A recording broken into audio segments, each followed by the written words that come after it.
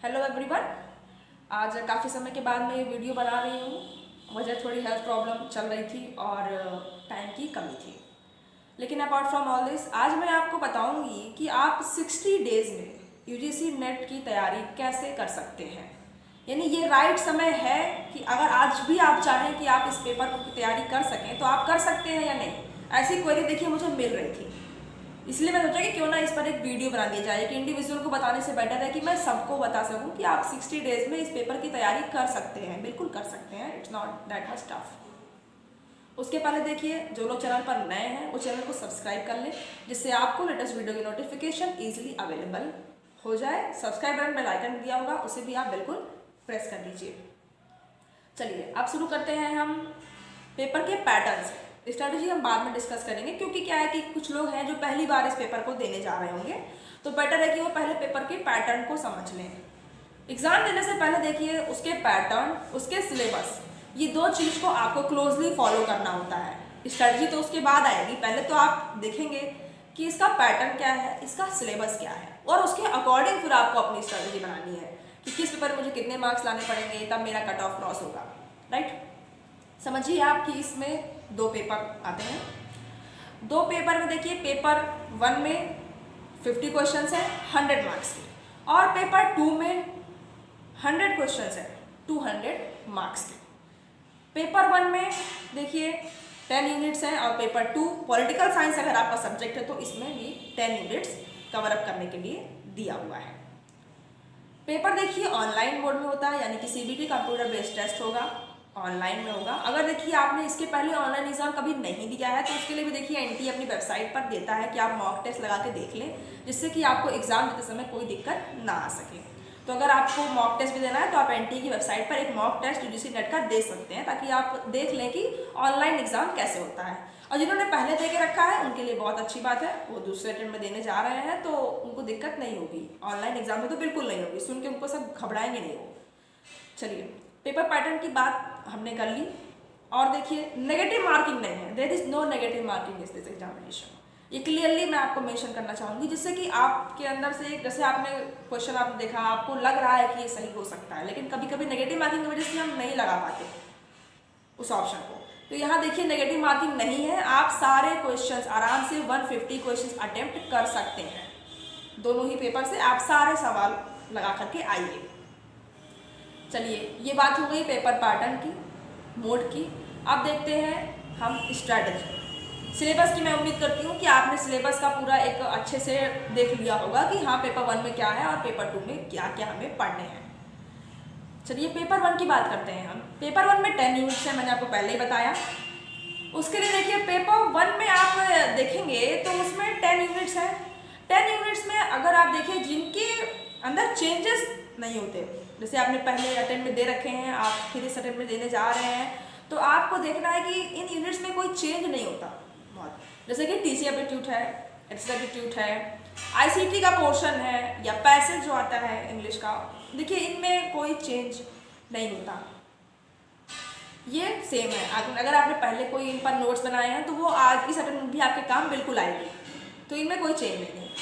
Change किस unit में आता है, वो है हायर एजुकेशन और इन्वायरमेंट। इन दो यूनिट्स में देखिए आप चेंज आता है, करंट अफेयर्स इसमें शामिल हो जाता है, जिसकी वजह से इन यूनिट्स में चेंज आता है। और करंट के क्वेश्चन देखिए पेपर 1 में जरूर आपको देखने को मिलेंगे। 3 से 4 सवाल तो मैं कह सकती हूँ कि करंट अफेयर्स के आते ही आते हैं, जो कि कंपलसरी है, और इससे ज़्यादा आ जाए तो कोई डाउट नहीं है, आ सकता है। तो करंट अफेयर्स के लिए हायर एजुकेशन में और इन्वायरमेंट में आपको लास्ट 6 मंथ का करंट अफेयर देखना है। पहले अगर आपने नहीं देखा है तो अभी भी it's not that much late.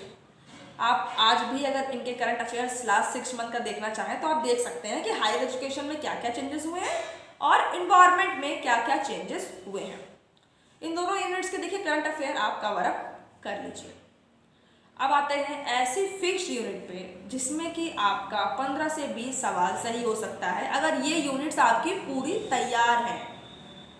देखिए लास्ट बार भी मुझे जिन स्टूडेंट्स ने अपने रिजल्ट्स भेजे थे उसमें मैंने देखा था कि अगर उनका नेट हुआ है और जेआरएफ नहीं हो पाया है तो किस वजह से। पेपर 2 में उनके अच्छे मार्क्स थे, उन्होंने कहा कि मैं मुझे पॉलिटिकल साइंस से प्रॉब्लम नहीं हुई ज़्यादा, लेकिन पेपर 1 में हुई। और जिसकी वजह से मेरा सिर्फ नेट हुआ, जेआरएफ नहीं हुआ, या मेरा नेट ही नहीं हो पाया 1-2 सवाल से। कारण था पेपर 1। पेपर 1 को कारण मत बनने दीजिए जिससे आपका नेट रुक जाए या जेआरएफ रुक जाए, बिल्कुल भी नहीं। कैसे आप इसे रोक सकते हैं कि पेपर 1 में आपके देखिए 3 यूनिट्स जिनकी मैं बात कर रही हूँ वो हैं लॉजिकल रीजनिंग, मैथमेटिकल एप्टीट्यूड, और उसके बाद आएगा आपका डीआई का पोर्शन, डाटा इंटरप्रिटेशन, राइट। इन 3 यूनिट्स को आप बिल्कुल अच्छे से पढ़िए, ये आपको एक फिक्स्ड नंबर एग्जाम में दिला सकती हैं।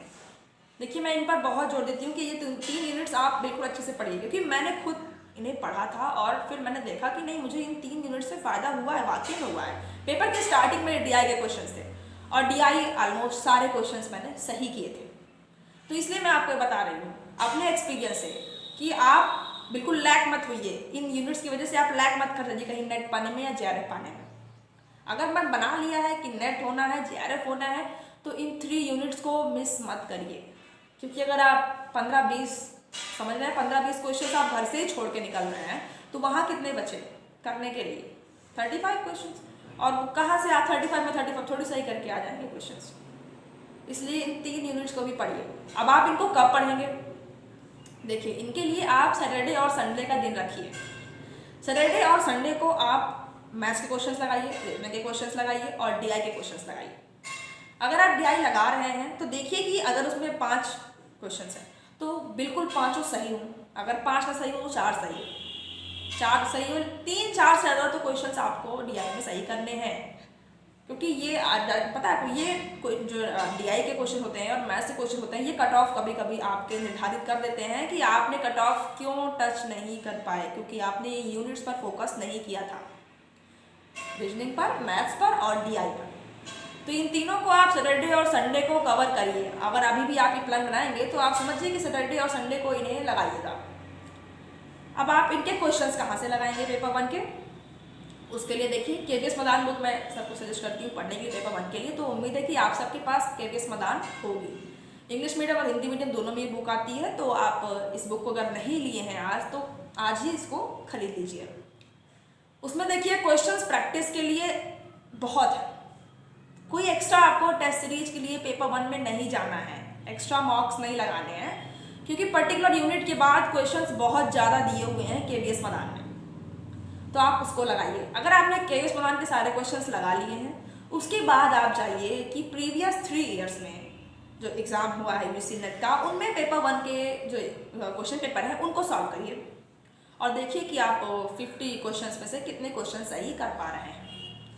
एक बेटर प्रैक्टिस के लिए आप बस ज़्यादा नहीं, पिछले 3 साल का ही क्वेश्चन पेपर 1 के लिए लगाइए, तो इस तरह आपका बिल्कुल पेपर 1 तैयार हो जाएगा। अब हम बात करेंगे पेपर 2 की, यानी कि पॉलिटिकल साइंस हम यहाँ पर डिस्कस करेंगे।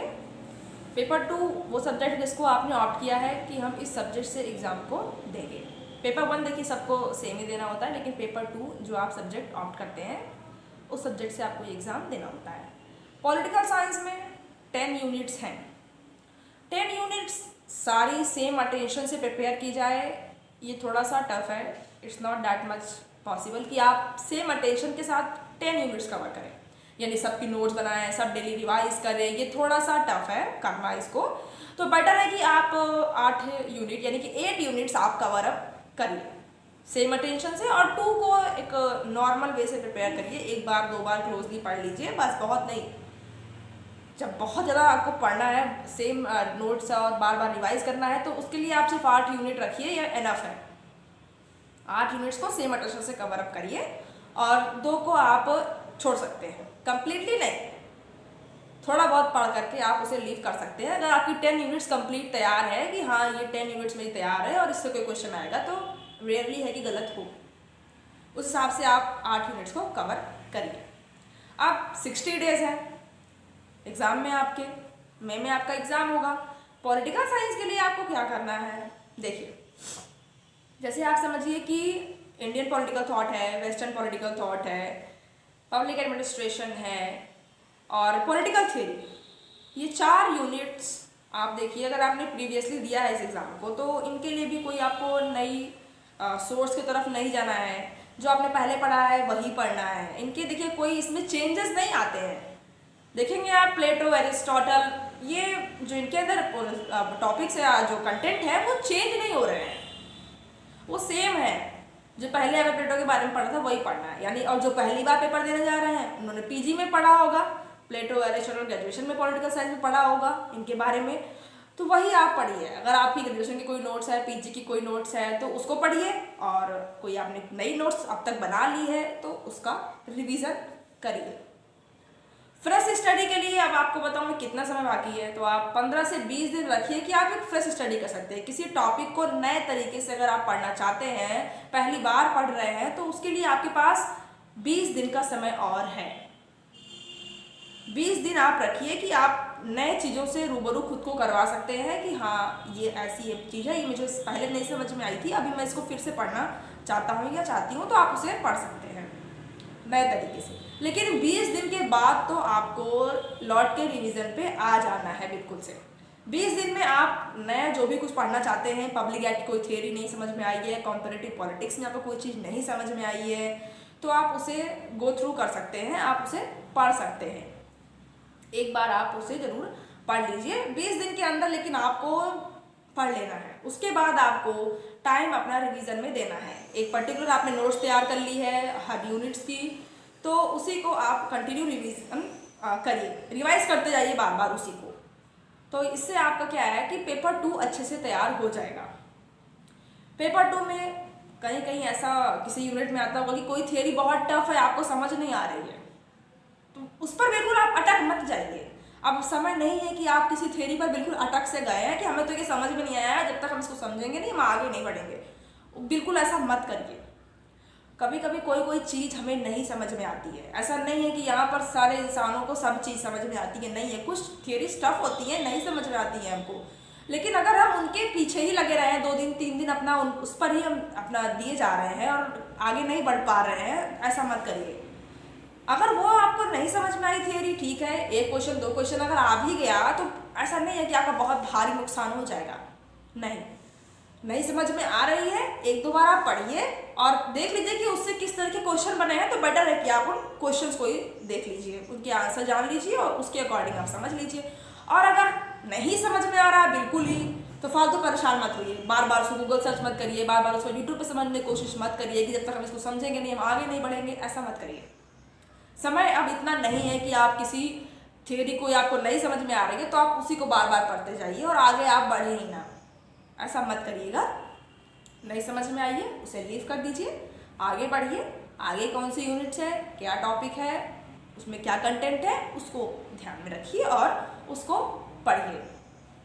कॉन्स्टिट्यूशन की मैं बात करूँ, इसमें कोई आपको बहुत समस्या नहीं होने वाली, क्योंकि इंडियन कॉन्स्टिट्यूशन से हम सब एक बार रूबरू रहते हैं और वर्ल्ड कॉन्स्टिट्यूशन में भी थोड़ा बहुत पढ़ना रहता है, ज़्यादा नहीं पढ़ना रहता कुछ खास। तो इंडियन कॉन्स्टिट्यूशन में सारी चीज़ें आपने अगर पढ़ रखी हैं तो उनका रिवीजन कर सकते हैं आप, और आर्टिकल वगैरह है इनका रिवीजन आप एक बार ज़रूर करके जाइएगा। कमिटीज़ हैं सारी, देखिए एक पर्टिकुलर क्वेश्चन इस तरह का आता है कि इलेक्टेड रिफॉर्म्स की कमेटी कौन सी है, तो इस पर भी एक बार आप जरूर गो थ्रू हो जाइएगा, पढ़ लीजिएगा ध्यान से कि कौन सी कमेटीज़ ने क्या रिकमेंडेशंस दी थी, ये सारी चीज़ें आप एक बार सारे आर्टिकल वगैरह पढ़ लीजिएगा। अब देखिए उसके बाद अब हम देखते हैं एक इसमें यूनिट है पॉलिटिकल प्रोसेस इन इंडिया।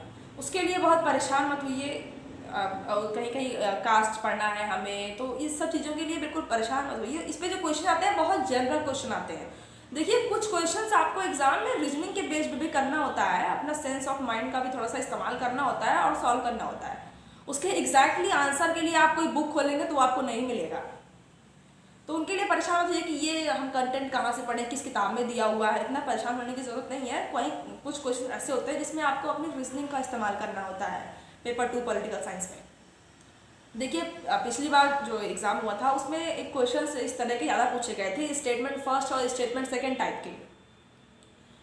कुछ लोग एग्जाम दे के आए, उनसे मैंने पूछा एग्जाम कैसा हुआ, तो उन लोगों को इस चीज़ से एक्सक्यूज था कि कैसे इस तरह के क्वेश्चन आ गए, स्टेटमेंट फर्स्ट और स्टेटमेंट सेकेंड टाइप के, कुछ नया है। एसएससी और रीजनिंग के लिए हम तैयार थे, लेकिन हम इस तरह के क्वेश्चंस के लिए तैयार नहीं थे।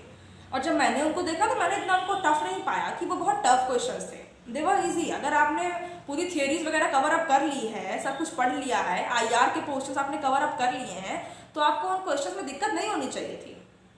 बहुत सिंपल क्वेश्चन थे, बहुत टफ नहीं थे। तो अगर इस बार भी ऐसा कुछ आए स्टेटमेंट फर्स्ट और स्टेटमेंट सेकंड टाइप का, तो बिल्कुल घबरा मत जाइएगा। दोनों स्टेटमेंट को आप केयरफुली पढ़िए, और वो थेरीज पर ही बेस्ड होते हैं। जो आप पढ़े होते हैं थेरीज, उन्हीं पर बेस्ड होते हैं। कोई नया कंसेप्ट नहीं उसमें पूछा जाता आपसे।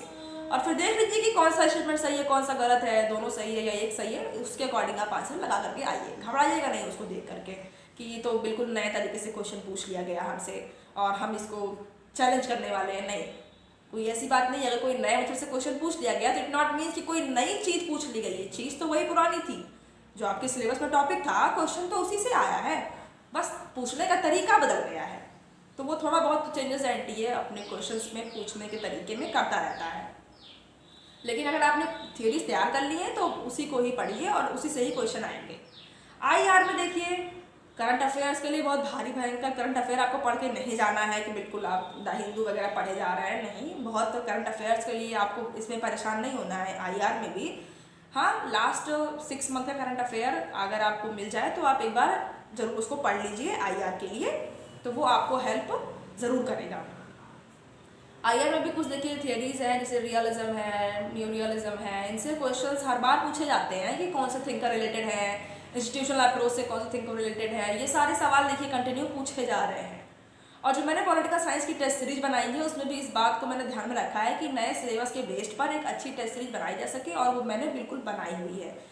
तो वो भी मैं आपको प्रोवाइड करती हूँ। अगर आपको वो चाहिए तो व्हाट्सएप नंबर नीचे मैं दे दूँगी और आप उसे ले सकते हैं। 500 क्वेश्चन पॉलिटिकल साइंस के हैं और उसकी कॉस्ट 150 है।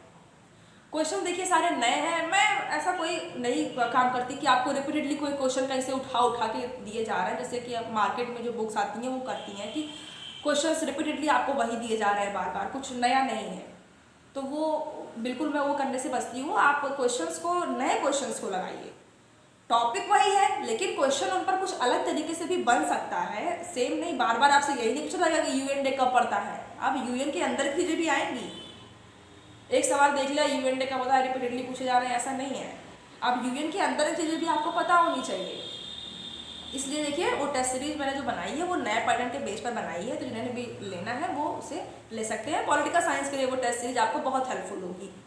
बहुत आसान क्वेश्चन नहीं है उसमें, बहुत टफ क्वेश्चन नहीं है उसमें। टोटली एग्जाम में जिस तरह के क्वेश्चन पेपर 2 में आते हैं उसके अकॉर्डिंग ही मैंने उस टेस्ट सीरीज को डिज़ाइन किया है। तो जिन्होंने भी लेना है वो ले सकते हैं। तो मॉक अगर पेपर 2 का आपको लगाना है तो आप उस टेस्ट सीरीज से पेपर 2 के क्वेश्चंस बिल्कुल लगा सकते हैं। हिंदी और इंग्लिश दोनों में है, तो प्रॉब्लम नहीं होनी चाहिए, राइट। तो अब देखिए बात हमने पेपर 2 की कर ली, बात हमने पेपर 1 की कर ली। पेपर 1 के लिए आपको कोई टेस्ट लेने की जरूरत नहीं है, लेकिन पेपर 2 के लिए पॉलिटिकल साइंस के लिए देखिए मिल तो बहुत सारे क्वेश्चंस आपको रहे होंगे तमाम जगह से, क्योंकि मैंने भी तैयारी की है तो मुझे पता है अच्छे से कि कहाँ पर कितने किस तरह के कंटेंट मिल रहे हैं। लेकिन रिपीटेडली अगर उनको देख लिया जाए तो सवाल ऐसा लगता है कि बस सब कोई वही सेम सवाल अपनी टेस्ट सीरीज में पुट ऑन करता जा रहा है और कुछ नया नहीं आ रहा है। और जब हम एग्ज़ाम देने गए तो वहाँ पता चला कि उसमें तो 60-70 सवाल बिल्कुल नए थे 100 में से। कुछ तो पुराने पूछे नहीं गए, हम तो पुराने के ही आंसर्स रटे हुए थे कि ये तो थे बिल्कुल रटी हुई। जैसे ही हम ऑप्शन में देखेंगे कि आंसर दिया हुआ है, हम टिक करके चले आने वाले हैं। सवाल नए बन रहे हैं एग्जाम में, पुराने सवाल अब वही बार बार थोड़ी ना पूछा जाएगा आपसे। तो नए क्वेश्चंस की प्रैक्टिस करिए, पुराने क्वेश्चंस की नहीं। पेपर 2 की बात हमने कर ली, पेपर 1 की भी बात हमने कर ली। तो 60 डेज में इस एग्ज़ाम को प्रिपेयर करना कोई टफ नहीं है। बिल्कुल जो स्ट्रैटेजी मैंने आपको बताई है उसी को फॉलो करिए। हर दिन देखिए आप इस लक्ष्य से उठा करिए कि आज हम कौन से यूनिट कवर करने जा रहे हैं पेपर 1 की और पेपर 2 की, और रात तक वो यूनिट आपकी कवर हो जानी चाहिए। अगर इस हिसाब से आप तैयारी करेंगे तो 60 डेज भी आपको लगेगा कि बहुत ज़्यादा है, मेरा एग्जाम तो पहले ही करा लिया जाना चाहिए, मेरे साथ तैयार हो गया है। अगर आप एक टारगेट बना के चल रहे हैं, एक पर्टिकुलर आपका टाइम टेबल बन चुका है, और देखिए ऐसा नहीं है कि बैठ के आप बिल्कुल संडे मंडे ट्यूसडे सब लिख डाल रहे हैं और बना डाल रहे हैं कि इस दिन ये पढ़ेंगे इस दिन ये पढ़ेंगे, इतना नहीं। एक ही दिन का आप फॉलो करिए, वही बहुत है। कि आज का आपने बना लिया कि हाँ हमें ये पढ़ना है, फिर कल का हमने बनाया कि दिन भर में हमें ये पढ़ना है, और बस हम वही पढ़ेंगे। एक एक दिन का भी अगर आप बनाएंगे तो फिर मैं समझती हूँ कि आप उसे अच्छे से फॉलो कर लेंगे। तो एक एक दिन का बना के रखिए कि हाँ इस तरह के लिए कभी कभी घर में कुछ फैमिली ओकेजन्स आते हैं, कुछ फंक्शन आते हैं, कुछ फेस्टिवल्स आ जाते हैं, तो फिर वो टाइम टेबल पूरा बिखर जाता है। तो ये बेटर है कि आप एक एक दिन का बनाते हुए चलें कि आज हम इस यूनिट को प्रिपेयर करेंगे। और पूरी यूनिट को अगर आप देखिए इंडियन पॉलिटिकल थॉट पढ़ रहे हैं तो फिर जितने थिंकर्स उसमें आपको दिया गया है, आप बिल्कुल शुरू करिए कौटिल्य से और लास्ट तक आप पंडिता रमाबाई से लेके फ्रेंड्स बनाओ, मतलब एकदम कंप्लीटली आपको पढ़ना है। वेस्टर्न में भी आप देखिए, आपका द एंड फेल्स राउंड पर जाकर के ही होगा। आप पूरा एक यूनिट एक दिन के लिए भी अगर आप रखेंगे तो एनफ है। एक यूनिट एक दिन में रिवाइज की जा सकती है, ये बिल्कुल इम्पॉसिबल नहीं है, क्योंकि मैंने की है तो इसलिए मैं आपको बता रही हूँ कि अगर आप एक यूनिट भी अगर आपने मन बना लिया है कि आज इंडियन पॉलिटिकल थॉट दिन भर में मुझे रिवाइज करना है पूरा, तो पूरा उसे पढ़ लीजिए। अगले दिन वेस्टर्न को रख लीजिए, उसके बाद पब्लिक एड में 2-3 दिन उसको दे दीजिए, आप पढ़ लीजिए। कॉम्परेटिव पॉलिटिक्स अगर आपको थोड़ा कम समझ में आती है तो उसको 4-5 दिन में आप रिवाइज कर लीजिए। इस तरह से अगर आप करेंगे तो फिर 60 डेज में आपका कंप्लीट सिलेबस तैयार हो जाएगा। तो ये बात पेपर 1 पेपर 2 कंप्लीट के लिए मैंने आपको 60 डेज में कवर करने के लिए बता दिया। अगर फिर भी आपके कोई क्वेश्चंस हैं जो आप पूछना चाहते हैं तो आप कमेंट में बिल्कुल बताइए। आप पूछ सकते हैं कि आपकी क्या क्वेरीज है, आप क्या जानना चाहते हैं, या फिर आपको किस यूनिट में प्रॉब्लम हो रही है, उसे कैसे कवर किया सकता है, या क्या सोर्स हम उसके लिए फॉलो करें। तो इसके लिए आप कमेंट में मुझसे पूछ सकते हैं, मैं आपको रिप्लाई कर दूँगी। और देखिए, जिन्होंने भी चैनल को अभी तक सब्सक्राइब नहीं किया है वो चैनल को एक बार जरूर सब्सक्राइब कर लें। बेल आइकन दिया होगा बगल में, उसे प्रेस कर लीजिए, जिससे आपको लेटेस्ट वीडियो की नोटिफिकेशन इजीली अवेलेबल हो जाएगी। मेरी तरफ से देखिए ऑल दी बेस्ट सबको है। आप सब अच्छे से एग्जाम के लिए प्रिपेयर करिए और आप सबका एग्जाम अच्छा जाएगा अगर आपकी तैयारी अकॉर्डिंगली अच्छी होगी। और देखिए, एक बात मैं और यहाँ पर ऐड ऑन करना चाहती हूँ कि जिन स्टूडेंट्स का पहले जीआरएफ हो चुका है वो इस बार एग्ज़ाम ना दें। अगर आपने फॉर्म भर दिया है तो प्लीज़ आप एग्ज़ाम अटेम्प्ट करने मत जाइए। थोड़ा सा खुद को मोरली भी आप लोग अपग्रेड करिए। बिल्कुल अपने आप को एक बार मोरली भी थोड़ा सा देखा करिए कि हम एक किस तरह के इंसान हैं, वो भी आप एक बार इवेलुएट किया करिए। सिर्फ एकदम तैयारी में लग जाने से नहीं, एक बार अपने आप को इवेलुएट करिए कि जो हम किस तरह के हैं। ये भी बिल्कुल इम्पॉर्टेंट है, जितना कि आपका एग्ज़ाम पास करना इम्पॉर्टेंट है उतना इम्पॉर्टेंट ये भी है कि आप खुद को इवेलुएट करें कि आप कल कैसे इंसान थे और आज कैसे इंसान है। खुद को आप बेटर वर्जन में कैसे ला रहे हैं, ये वैसे ही इम्पॉर्टेंट है जैसे आप एग्ज़ाम में देखते हैं कि मेरा कट ऑफ पार हो रहा है या नहीं, वैसे ही आप ये भी देखिए कि आप एक बेटर वर्जन में खुद को सामने ला रहे हैं कि नहीं। तो जिन स्टूडेंट्स ने भी पिछली बार जेआरएफ किया है वो प्लीज़ इस बार एग्ज़ाम मत दें। आप नए स्टूडेंट्स को मौका दीजिए। आपको पता है कि एक फिक्स क्राइटेरिया में बच्चे जेआरएफ करते हैं, तो अगर आपका जेआरएफ हो चुका है तो आप क्यों सर्टिफिकेट टाइम लिमिट बढ़ाने के लिए एग्ज़ाम दिए जा रहे हैं। एक बार आपने सोच लिया ना कि मुझे हायर एजुकेशन में जाना है, मुझे पीएचडी करना है, तो आप करिए। सर्टिफिकेट बढ़ा के आपको क्या मिलेगा।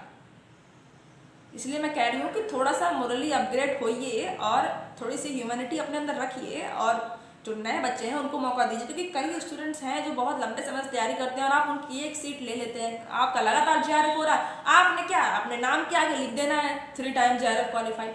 अरे आपने एक बार किया ना तो हमें हो गया कि आप एक बार जेआरएफ हो गए, इनफ है।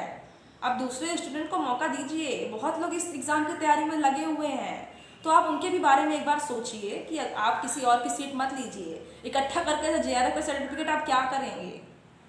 इसलिए प्लीज़ आप मत देने जाइएगा एग्ज़ाम। अगर आपका एक बार जेआरएफ हो गया है तो नेक्स्ट टाइम आपको एग्ज़ाम देने की ज़रूरत नहीं है। किसी नए स्टूडेंट को मौका ज़रूर दीजिएगा। तो होप करती हूँ मैं कि आपको मेरी बातें समझ में आई होंगी। जो मैंने आपको स्ट्रेटजी बताई है उसे आप फॉलो करेंगे तो आप इस एग्ज़ाम को ज़रूर पास करेंगे। मेरी तरफ से सबको बेस्ट ऑफ लक है। Thank you.